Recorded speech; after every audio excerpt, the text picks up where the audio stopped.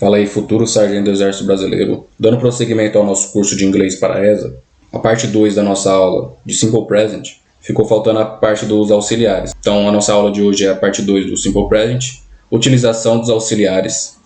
O tempo Simple Present é caracterizada pela utilização de auxiliares, que irão transformar as frases positivas em frases negativas, ou em frases interrogativas. Para isso, são usados auxiliares do e dos.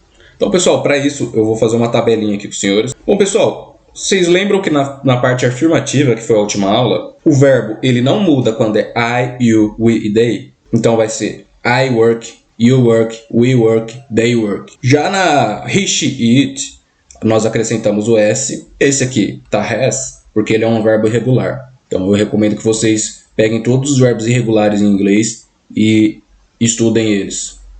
Pessoal, agora na parte afirmativa é isso. Foi a última aula. Bom, pessoal, na negativa, nós utilizaremos o pronome, que são os pronomes pessoais, que eu havia explicado, mais do not, mais o verbo. E o do not, nós podemos, na verdade, na maioria dos casos, eles juntam, né?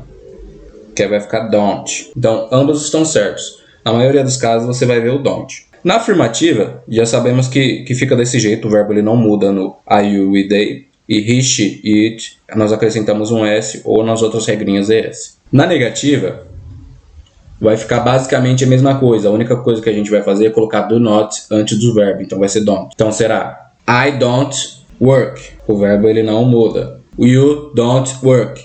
We don't work. They don't work. Já no he, she ou it, nós vamos acrescentar does not. E aí vai ficar he doesn't work, she doesn't work, it doesn't work. Aí você vai me perguntar, por que você não acrescentou o S depois? Porque na negativa, nós não mudamos. Então o verbo ele continua o mesmo. Apenas na parte afirmativa, que he, she e it, nós mudamos ele. Pessoal, já na interrogativa, vocês lembram que no verbo to be, a gente inverte o verbo e o pronome, que é o sujeito e o verbo? Na interrogativa, nós também invertemos. Nós vamos inverter o verbo auxiliar, o do e o dos. Então a pergunta será, do I work? Do you work? Do we work? Do they work? Já na outra parte, que é he, she, it, nós usamos o does. E será, does he work? Does she work? Does it work? Ou seja, é muito simples, muito fácil. Agora vamos colocar aqui alguns exemplos na afirmativa, que seria a afirmação. You like to drink coffee? Você gosta de beber café? Na negativa, you don't like to drink coffee. Então, você não gosta de beber café. Sabemos que na afirmativa não mudou nada. Bem simples. Na negativa, acrescentamos o do not antes do verbo. Muito simples, que seria don't. Na pergunta, nós invertemos. Então, do you like to drink coffee? Então, nós invertemos o auxiliar do sujeito. E ele fica assim, você gosta de tomar café? Que aí seria a parte de interrogativa. Agora outro exemplo. She likes to drink coffee. Lembra que nós acrescentamos mais um S no verbo? Quando he, she, it. Na negativa. She doesn't like to drink coffee. Ou seja, o verbo aqui já não muda porque nós temos o auxiliar e ele está na negativa. Então fiquem espertos com isso. Às vezes a banca coloca uma questão dessa, mas coloca likes. Você acha que está certo, porém está errado. Você perde uma questão de inglês. Então fique muito atento nesse sentido. She doesn't like to drink coffee. Ela não gosta de beber café. Agora já na interrogativa, da mesma forma, invertemos o sujeito do auxiliar e ficará does she like to drink coffee? Ela não gosta de beber café. Beleza, pessoal? Então agora a conclusão definitiva. Para afirmações em inglês, utiliza-se apenas os verbos. Para fazer afirmações em inglês, utiliza-se apenas os verbos. He drinks a glass of juice every day. Ele bebe um copo de suco todos os dias.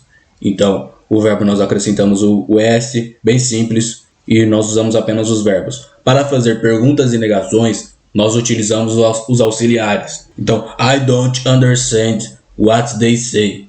Ou seja, eu não entendo o que eles disseram. Eu não entendi o que eles disseram. Nós utilizamos os auxiliares após o sujeito. Agora, as frases afirmativas com os pronomes he, she e it recebem as regras de S. Nós utilizamos o S e quando utilizamos os auxiliares, nós tiramos esse S. Então, por exemplo, aqui, My mother doesn't forget your gift.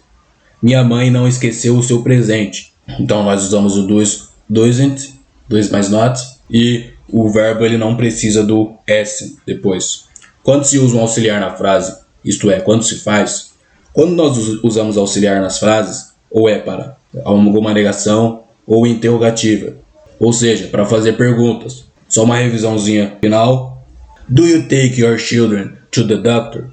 Você leva seus filhos ao médico? Does she go to school by bus? Ela vai à escola de ônibus. Então, para as interrogativas, o auxiliar vem primeiro de tudo, e quando he, she, it, nós usamos o does. Pessoal, muito obrigado por ter assistido a aula de hoje. Vejo vocês na próxima aula. Tamo junto, é só o começo.